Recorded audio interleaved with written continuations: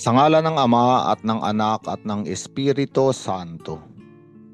Panginoon, isugo mo ang iyong espiritu at pagpanibaguhin mo ang muka ng aming mundo. Ang ebanghelyo sa araw na ito ay mula kay San Juan, Kabanata 13, talata 31 hanggang 33 at talata 34 hanggang 35. Sa ebanghelyong ito ay ibinigay ni Jesus ang bagong utos. Sinabi niya, isang bagong utos ang ibinibigay ko sa inyo ngayon. Mag-ibigan kayo kung paano ko kayong inibig. Gayon din naman, mag-ibigan kayo. Kung kayo'y mag-iibigan, makikilala ng lahat na kayo'y mga alagad ko. At malinaw na sinasabi ng ating Panginoon na magkakaroon lamang ng pag-ibig sa pagitan ng bawat isa sa atin kung ating paniniwalaan at kung atin nang naranasan na tayo ay kanyang inibig. Sapagkat ang Diyos ang unang nagmahal. Siya ang unang umibig sa atin. Noong wala pa tayong lakas na magmahal sa iba, noong wala pa tayong lakas na ibigin ang Diyos, noong mga panahon na ang mahal lamang natin ay ang ating sarili, ay inibig na tayo ng Panginoon. Kaya nga ang ibig sabihin, ang pagmamahal ng Diyos ay isang pag-ibig na nagpapalaya.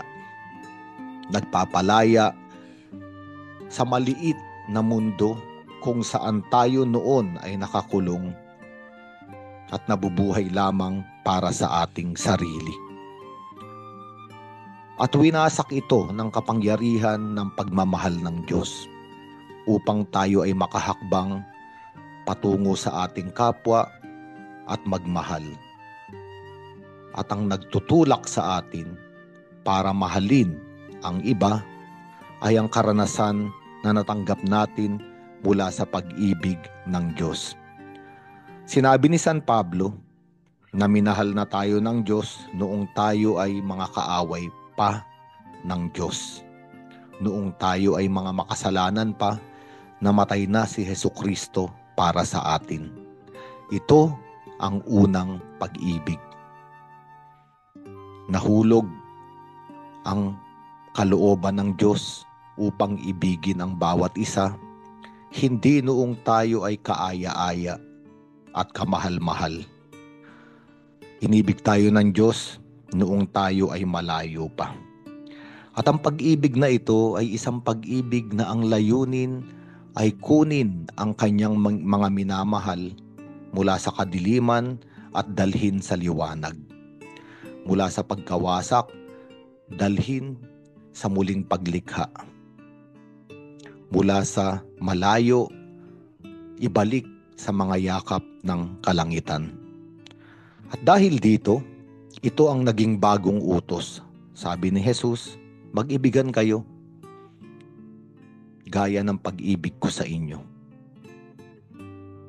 At mahalaga ang karanasan sa pag-ibig ni Jesus, sapagkat ito rin ang magbibigay sa atin ng lakas na mahalin ang iba, hindi dahil kamahal-mahal sila.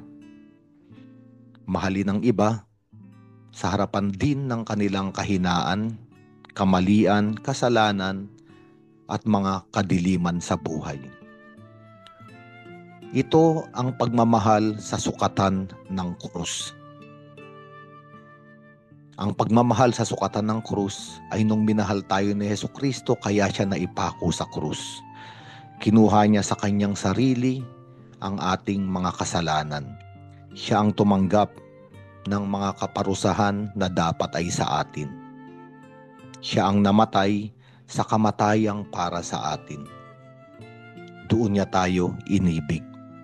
At ang pagmamahal sa sukatan ng krus ay pag-ibig sa iba gaya ng pag-ibig ni Jesus. na mahalin din ang kapwa, mahalin din ang mga taong nagkakasala sa atin, mahalin sila sa gitna ng kanilang kahinaan, yakapin sila kahit pa nga sila ay makasalanan. At sabi ni Jesus sa ebanghelyong ito, dito lamang makikilala na tayo ay kanyang mga alagad. Kaya nga ang simbahan ay isang Kristiyanong komunidad. At ang Kristiyanong komunidad ay komunidad ng mga tao, asemblea ng mga tao na hindi perpekto. May mga kahinaan, may mga kamalian, may mga kasalanan. Ngunit nananatili ang isang komunidad hindi dahil kayang magmahal ng kapwa ng mga naroon sa komunidad, kung hindi dahil sa gitna ng isang komunidad naroroon ang unang nagmahal, ang Diyos. Naroroon ang pagmamahal at pagkakaisa sa sukatan ng krus. Mananatili ang simbahan dahil sa espiritu ng ganitong uri ng pag-ibig mula sa kalangitan. Ito ang bagong utos at ito ang magdadala sa atin sa kaligtasan. Sa ngalan ng Ama at ng Anak at ng Espiritu Santo.